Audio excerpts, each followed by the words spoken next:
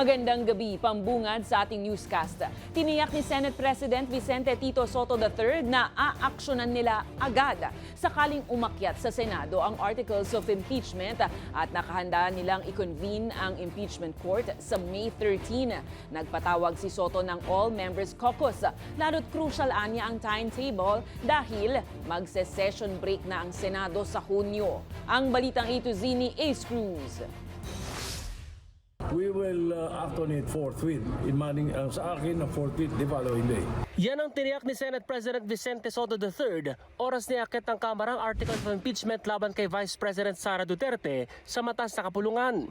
Una nang sinabi ni House Committee on Justice Chairperson Jervy Luistro na target nila itong isumite sa plenaryo sa May 11 kung saan kailangan ng 1/3 votes sa mga kongresista para tuluyang mayakyat sa Senado.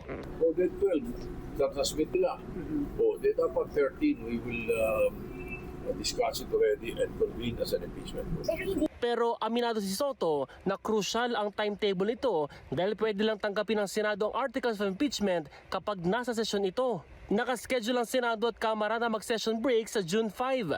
Kung maihabol naman ang Articles of Impeachment habang nasa sesyon, sinabi ni Senate President Pro Tempore Panfilo Lacson na pwedeng magsagawa ng impeachment trial kahit naka-break ang kapulungan. Tuloy-tuloy yun. Separate naman yung impeachment trial sa session.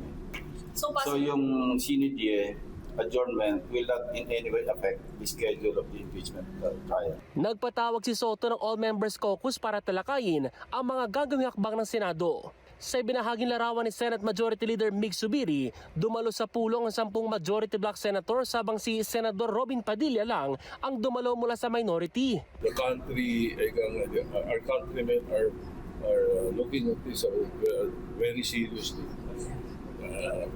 Monitor nila sa House. Diba?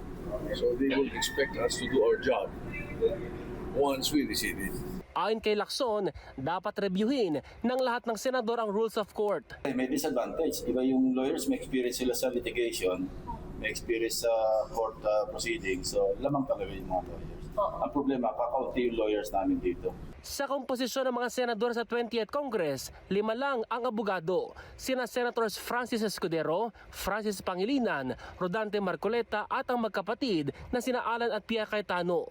Samantala, una nang sinabi ng kampo ng Vice Presidente na handa silang sumagot sa tamang forum, ang Senado, na tanging may karapatan nila sa paglitis ng Articles of Impeachment. Para sa Balitang A to Z, Ace Cruz.